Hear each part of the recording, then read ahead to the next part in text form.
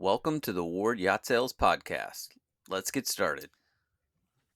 Hi, folks. Welcome to the Ward Yacht Sales podcast. I'm Ben Ward, and today I'm thrilled to be introducing Rick Hartley to our podcast. Rick's the COO of Intercoastal Finance Group, aka IFG or boatloan.com. And these guys have been in the recreational marine finance business since 1989, I believe. Long time.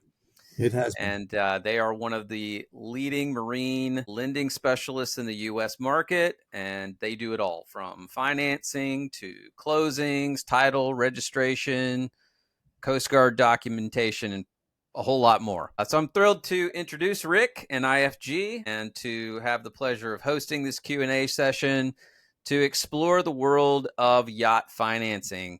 Rick, welcome.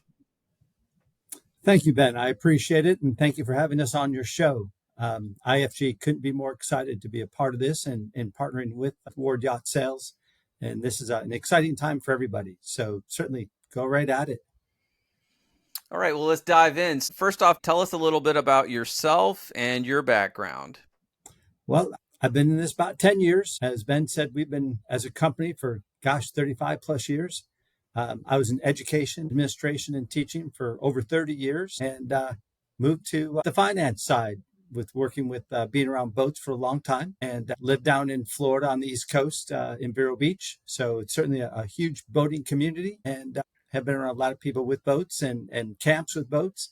And so we have 36 reps all over the country and about a $500 million in sales and gross sales.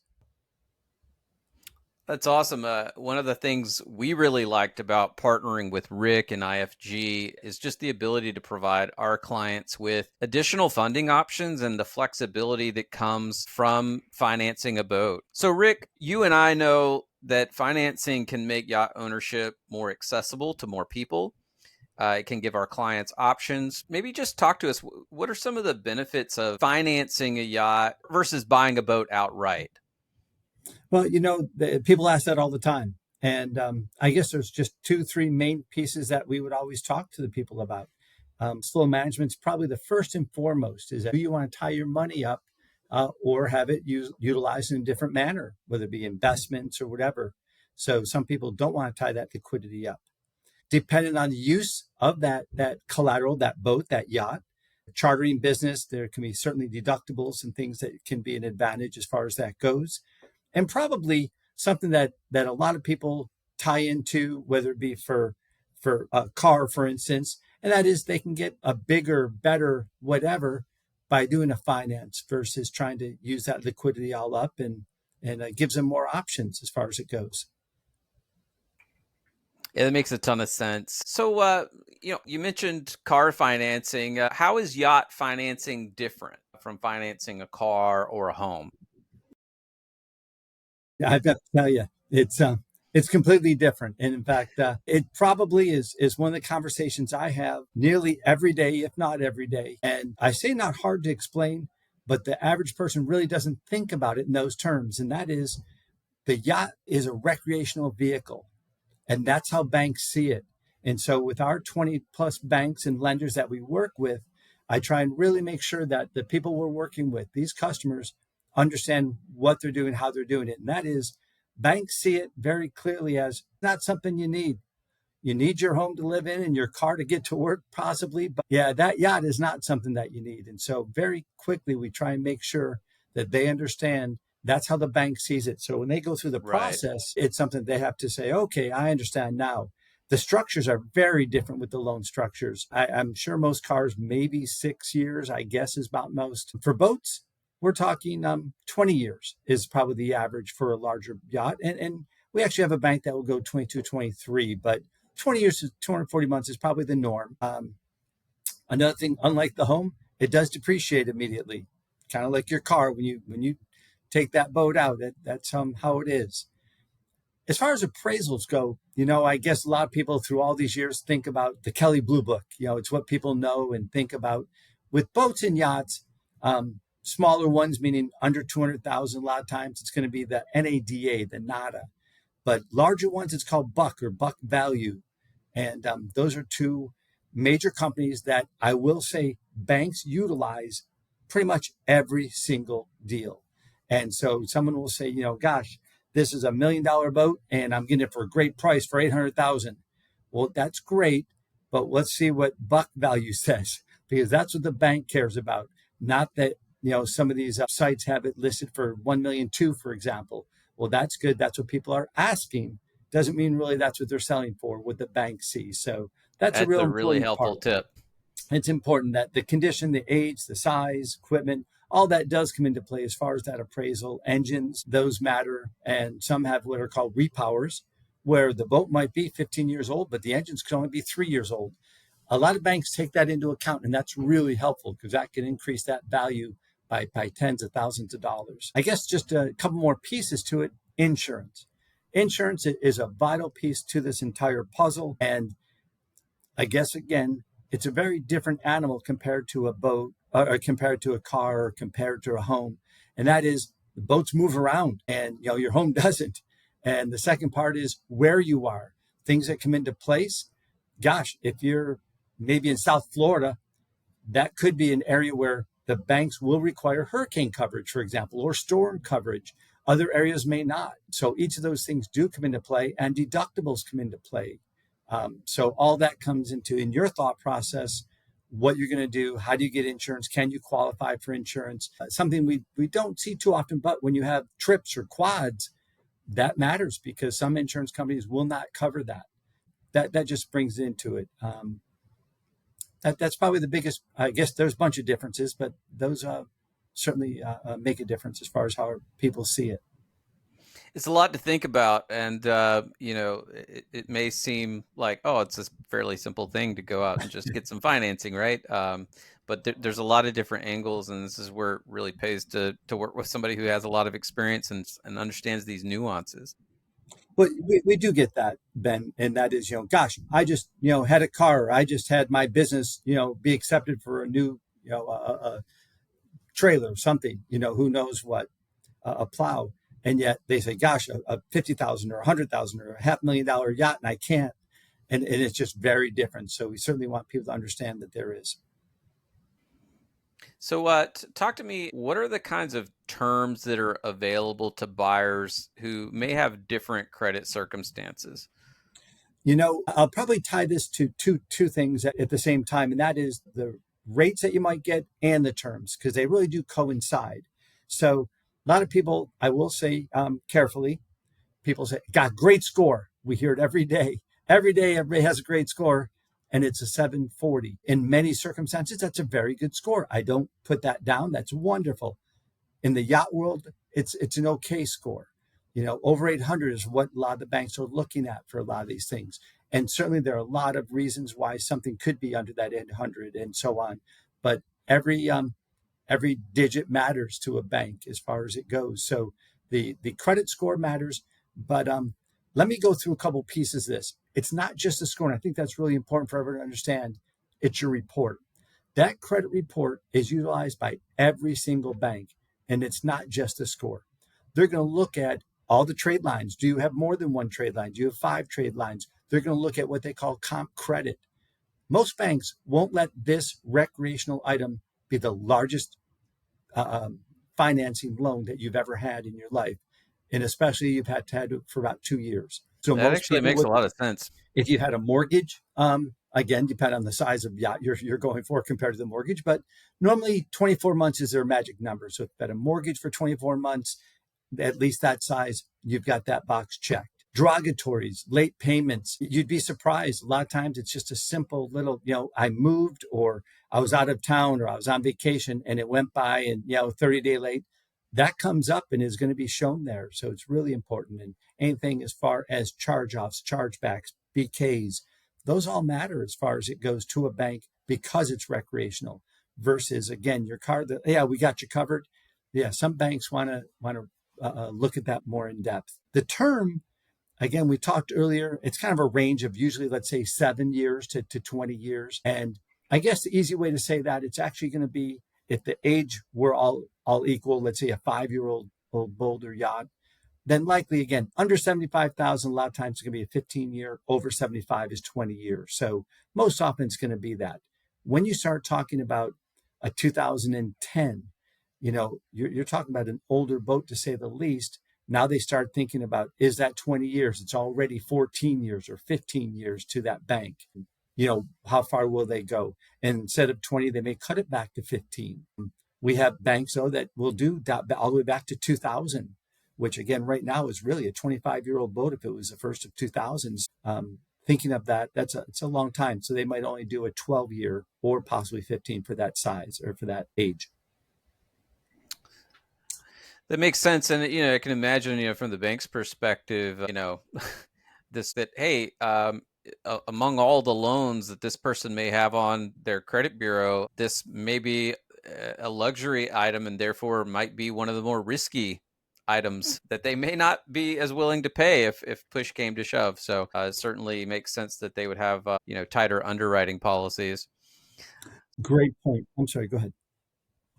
Oh, so, thinking about the different types of yachts, I mean, obviously we have a lot of folks who are buying center console power boats for fishing. These could be, mid 20 feet up to really large motor yachts, luxury type yachts. What kind of yacht can a buyer finance? Is there such a thing as like a minimum size or a minimum price? And then on the other end of the spectrum, is there sort of a max loan price or a max yacht size? Great question. It's a really good point. I guess, is there a min max? Sort of, kind of, we're talking again from the little flats maybe or pontoons. And I say that carefully because you can have a $140,000 pontoon. So, people think of it back in the day, but, 20, 25,000 is probably the norm of a minimum for most recreational banks. And as high up almost as you can go, 9.9 million is kind of the norm for a bank. After that, they start thinking about them as a super yacht or something else, and therefore the banks get more detailed in their underwriting and what their stipulations will be. But other things that go into it, we alluded to earlier that Kelly book value, which is buck or nada, that loan to value is going to make a big difference. So can it be financed? Possibly, but you may have put a lot more down if it had a really high loan to value. Makes At the sense. same time, gosh, if it comes back with a great loan to value and it's already 80%, you might put down that 10 or 15% versus having to put 20% down. So that really makes a big difference. And then the DTI, debt to income, comes into play quite often for these banks. It's a wide range. They kind of pretty much literally look at that credit report that we were talking about earlier. And they basically say, here's what shows as your debt. This is what your income shows. They divide the monthly, and that's your debt to income. It's that simple. And you want to keep it 20, 25% without the boat, because once they add that on, they're going to make sure you can, again, in theory, handle that payment. They have gone up to 40, 45%, though, because of the different circumstances. So it's a wide range. So, Rick, kind of to that point, I know every deal is unique. Every financing situation, I'm sure, is unique. But is there sort of a standard down payment amount? What does that look like? For the most part, under 100,000 is usually 10%, quite honestly. And that could even go up to, 120, 140 in some cases. After that, you can pretty much figure 15%. And then when you get to the 350 plus, it might be a 20% coming in. So that comes into play. And we'll kind of talk about, I think, in a few minutes, just about some of the things as far as what banks are going to be needing or asking you to provide. But, back to who can do it, anybody. But I will say something that I had that you and I have talked about, and that is the person that can't do this is a live aboard. Hmm. Our banks just won't finance those. Again, we'll talk about chartering, which I mentioned about business, maybe some advantages. Even that, most banks might do part-time charters, so allow a certain number of days. They don't necessarily like it. We have one or two that will in fact do full-time charters, but again, they have very, very big stipulations and careful conditions that you have to meet. Great. I'm looking forward to diving into that as well. So, what can a buyer do if they're considering, financing a yacht or a boat of any size, really? What can they do to prepare? and what might they do to maybe improve their chances of getting approved? Really good point there. Ahead of time, you want to know your credit. You want to know your information. And quite honestly, in the day that we live in, the day and age, most do. And several people have them locked, and frozen, which I don't want to go into necessarily, but it's a good thing to do. Know your profile, know your history, know your score, your comp credit. If there are derogatories, there could be really good reasons. Have that ahead of time.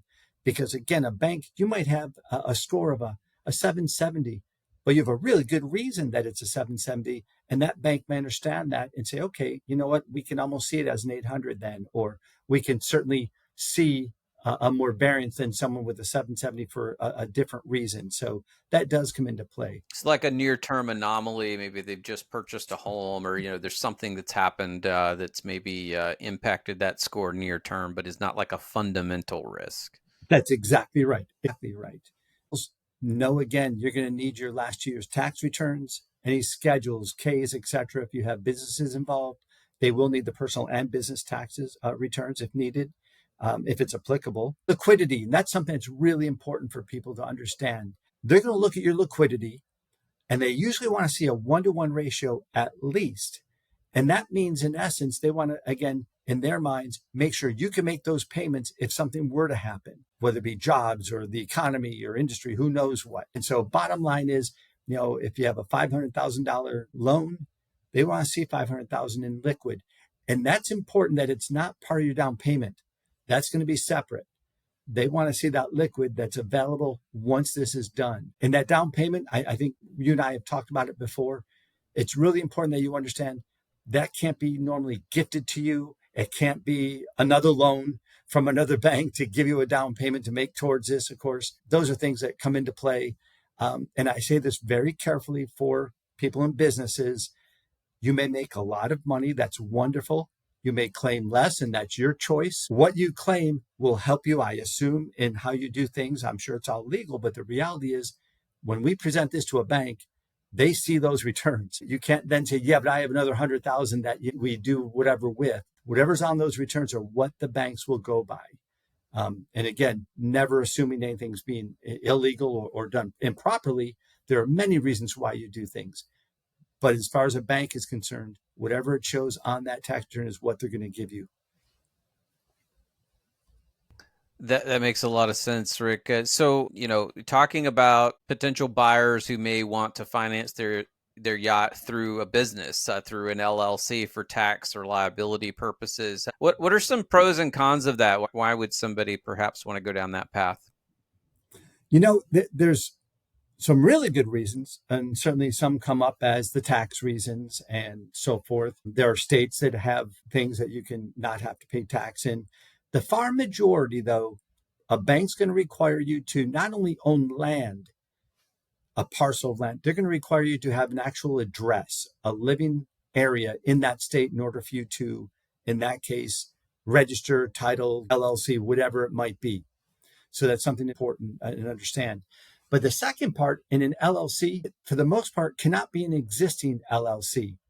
The LLC has to be a single entity LLC. That means the only thing in it is this collateral, this yacht or boat. Nothing else can be in it. And on the bank's reasoning, it makes perfect sense that if there were ever a lawsuit, they don't want to be part of something else that you have in that LLC, like your business or your home or ATV or whatever it might be.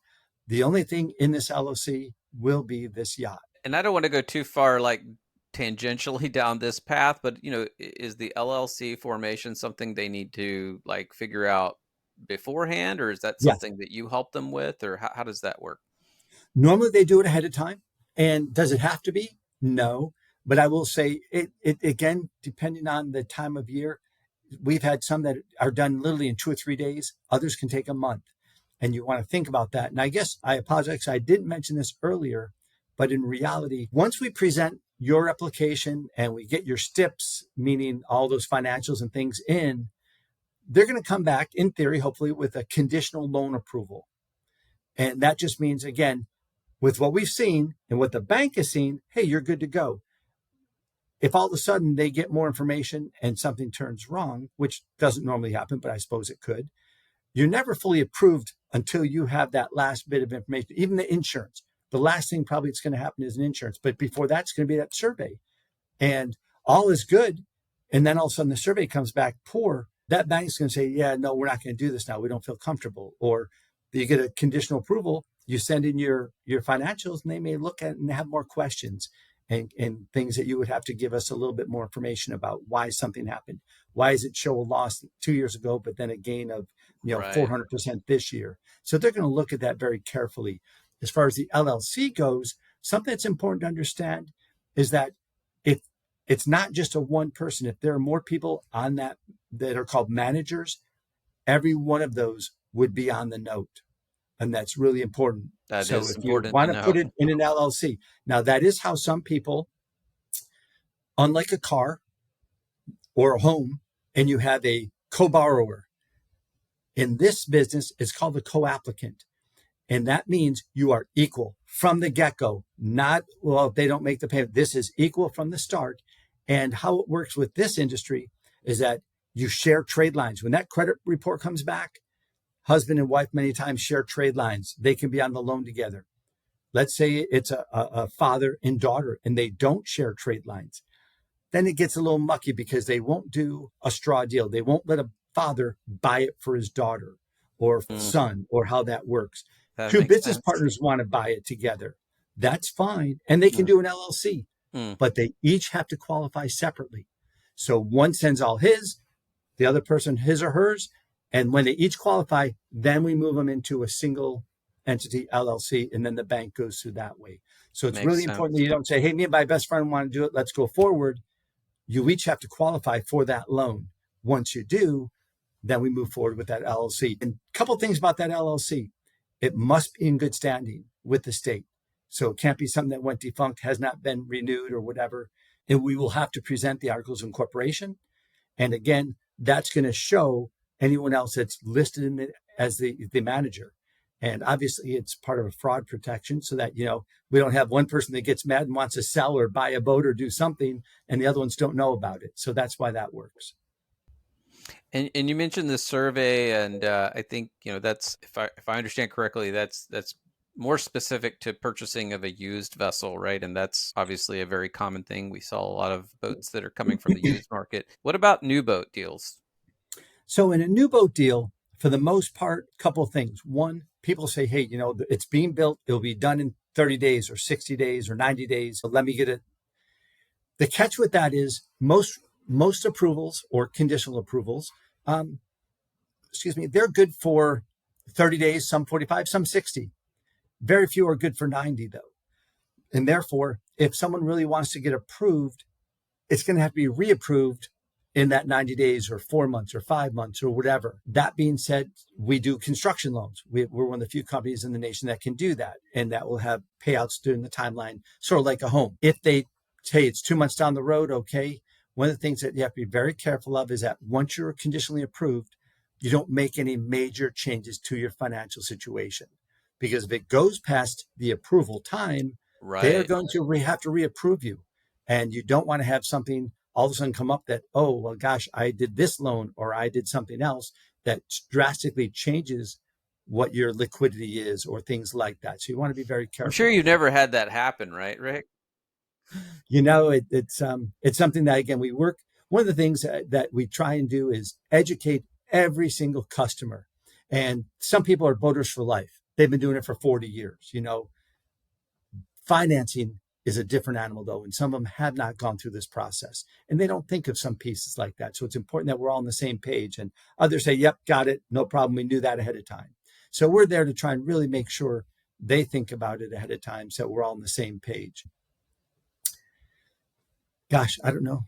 Great. No, that's super helpful, Rick. So you touched on a topic that I think may be of interest to some buyers, and that is, can they finance a boat that they plan to place into charter service? What's your take on that? And are there any nuances to be aware of there? They can. And again, we have one bank that does it full time of all our banks. We have a couple that will consider, or several that consider part-time. And again, they dictate the number of days allowed and so forth. A couple things about it that you certainly can't change your mind after the sale, after you've signed your bank notes. You can't buy it personally and then think, you know what, I think I'm going to charter it. That wouldn't work because the bank note that you have for that loan is strictly for that recreational use, not for charter. In chartering services, if it's a full-time, the bank will always require a very specific charter company that would do the work for you. So, there's a staffing and captain, even regular. Let's say I'm going to step away for a second about chartering. If it's your boat and it's a 60 footer, they're going to make sure you have your captain's license, have the experience, or you're going to have to hire a captain to do that boat. That a bank doesn't just say, okay, yeah, we trust it, no problem. They're going to make sure you have that experience Yeah, to I'm handle. doing a charter. Exactly. So the chartering, again, could have some great advantages. Certainly you're taking risks, and so is the insurance company, because in theory, things can happen on there and lawsuits or whatever that hopefully you wouldn't if you're recreational with your family. There are certainly tax benefits and cash flow that all of a sudden, that chartering, just like renting a home, you have that covering your payments many times, and then you have full use of it when you're not chartering it. So it kind of could be the best in both worlds. But you want to be aware that certainly is something to be thinking about if you're going to go that route. There are other things that you certainly want to be careful of. Sure, that makes a ton of sense. And just to clarify, I think this is maybe another area that folks might get tripped up on. You mentioned about liveaboards. Liveaboard and financing's pretty much a no-go, right? It is, as crazy as it may sound, and it's off topic, but it's pretty much a no-go for RVs too. And that may sound crazy. Banks don't want to deal with it and don't want that as part of it. So yeah, I truly don't believe any of our banks, I would have to check again, but I don't believe any of our banks would allow a liveaboard though. And that means, I say this carefully, that you actually have a home somewhere that you actually go and, can get mail to, whatever, not just a piece of property. And I'll tell you a quick story is that we had someone that's, $1 million yacht, and it's going to be in this is the address, whatever. The bank Googled it. Well, his house hadn't been built yet. It was an empty lot. And in fact, well, yeah, but you can see, and sure enough, he had built the dock and the ramp and everything, but he did not have the lift was there, but he did not have a house. And we talked about it. We talked the bank very carefully, and he got the loan. But that is how careful the banks are. They will follow up. It's not something like, oh, okay, no problem. They're going to follow up with all the pieces.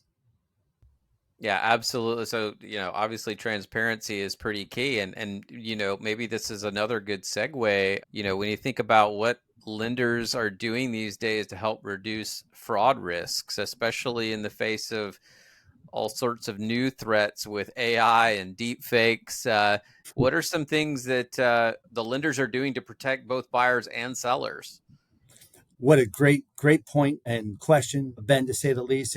It's a topic that certainly should be, I hope, on everyone's mind nowadays in all facets of your life.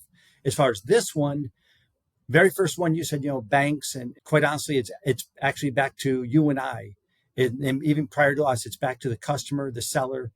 There are things they can do. Then there's things we can do. And then there's things the banks will do. And so all those layers and levels are what going to help us, certainly, hopefully stop the bad guys. And there's a bunch out there. But as far as it goes, the collateral itself, I've had people with a private sale try and buy a boat that didn't even exist. It seems crazy, but there's a lot of stuff out there online. So certainly the collateral, the sellers, the buyers, websites. Nowadays, some of the websites are bad, and you want to be really, really careful because they're the deep fake, as we talked about. Go see your vessel in person. You know what? As crazy as that is, you're right, but a lot of people don't. It's in a different state. They go by the picture, they go by the survey that may be done or hopefully has been done. But it's vital that, they get an idea. We had one that, they certainly did not go see. And it turned out the struts were separating from the hull. And when they got it back, and they're like, oh my goodness, and that's wild. You bought it, we're sorry. So you certainly want to be careful. And that's why you do have surveys. And they didn't have one done, and so forth back then. The communication, security. We have secure, we have encrypted that we utilize or have available if you would like to utilize. The deep fake nowadays, as you brought up, the voice has been around for a couple of years now, but now the video is there. And as we're looking at each other right now, it's kind of how I tell people to think of this. Think of those little comic ones where there's a dog or a cat and they're singing the song perfectly. That's deep fake, basically, for the dog. Now imagine a person's face. And, so that's how they do it. The credit pull, believe it or That's not, actually wild. gives us a lot of information also. Your previous addresses, things like that, that we can then check up on. So there's a lot of areas, digital and in person, that we can do to help make sure and provide the prevention that's necessary. Well, that's reassuring, and obviously the bad guys are going to keep trying to do bad things. So, obviously we're not trying to tip them off here, but we think it's important for folks to be aware of things that they can do and things that, obviously that the banks are going to do to try to protect all the parties involved. Maybe, before we wrap here, Rick, any kind of final advice that you might give to somebody who's considering financing a boat? I guess my advice would be on your part to do your due diligence, the background, boat history, expenses. Make sure you've gone through all that to make sure this is what you're thinking of doing. A crazy part that some people don't think of until it's too late is the mooring or slips. Our banks won't do it, won't sign off on your bank note until they know where you're going to keep the boat. Now, many people say, in the driveway, for a smaller one, okay. But if it's going to be a slip, I got to tell you, they're in some areas, they're very hard to come by. So, they're going to make sure you have a place to put that boat, and not after the fact, but before they do it. This is Weather. a very important point, Rick. Sorry to interrupt, but No. especially in the Florida market, there's some very popular areas where folks tell me, "Oh yeah, I'm going to keep my boat in this area," and I'm like, "Have you looked into slips in that area? Because I know for a fact it's like a 2-year waiting list." So yeah, this is a really key point.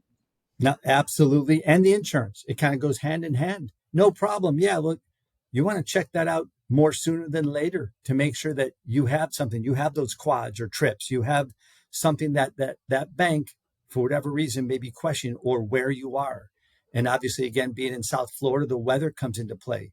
And as we mentioned earlier, there are very specific things that, well, yeah, we're not even, there are insurance companies that won't do certain areas.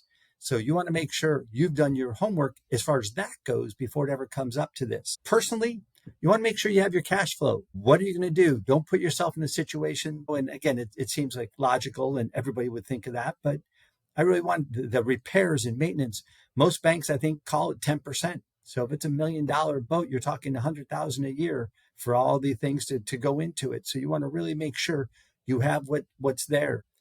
I say this carefully, but because I've been doing this for a decade and have run this more than once, make sure the boat you look at, you're going to buy, is the one that's going to satisfy what you want to do with it.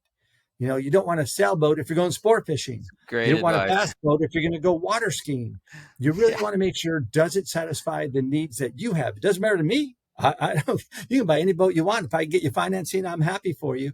But I want you to be satisfied and not later say, gosh, I wish I had. Don't settle. Get the one that's really going to, it will come up. I tell people, if anything, maybe patience. And the final piece maybe would be, it is a major purchase. Think of it as that. Not that a car isn't, but in this case, this is a major purchase, as we've said several times now, that's recreational. It's not something that you absolutely have to have. Maybe you think it is, and you're trying to get your spouse to believe you. Okay. But the bottom line is, it's a major purchase. Treat it as that, as far as your decision-making process, to go through all the areas of you and your family and so on. But absolutely, I couldn't tell you how. I'm hoping it comes out that way, and you go through Ben and give us a call and we can help you out. For sure. As you were talking through that, Rick, I was thinking, another really important factor is, thinking about, not all boat makes and models are created equally. You can't expect to buy a boat, on a low end budget and then expect that sort of lower end make is going to retain its value in the same way that a higher end, more customized boat will retain its value. So, also thinking ahead, really trying to kind of advocate on behalf of buyers, think about what the value of that vessel is going to be a few years down the road. And, how is that boat going to depreciate, over that time span? Not all boats are going to depreciate at the same rate. Absolutely. Couldn't say it better. That's absolutely perfect. Well, Rick, I know I've learned a few things from this call, and I really appreciate you taking the time and sharing just a ton of really valuable insights with us about the world of boat financing, the different considerations, and how to prepare and approach, getting financing for your boat purchase. It's super helpful. I think a lot of folks are going to find this information to be valuable. And of course, we can't cover all of the different topics that might come up on a podcast, but Ward Yacht Sales is here to help connect you with the right vessel for your needs, for your purposes, and to help you achieve your boating dreams and goals. And then obviously we partner very closely with Rick and his team to help you get the financing, or certainly to understand the financing options that are available to you. And I can't think of anybody better to work with than Rick. So Rick, thank you so much for your time. Folks who are tuning in today, thanks for watching. If you enjoyed this video, please don't forget to leave us a comment down below if you've got a question, something we didn't cover. I'll be happy to follow up and answer those questions as well. And don't forget to share the video. If you've got somebody who's talking about acquiring a boat, send this to them, and hopefully this will be helpful. We'll put this up on our webpage. I think Rick's going to get this up on his website as well. So thanks for tuning in, and until next time, be safe out there on the water, and hope to see you soon. Thank you very much. Thanks again for watching. Don't forget to like, comment, and subscribe to our channel.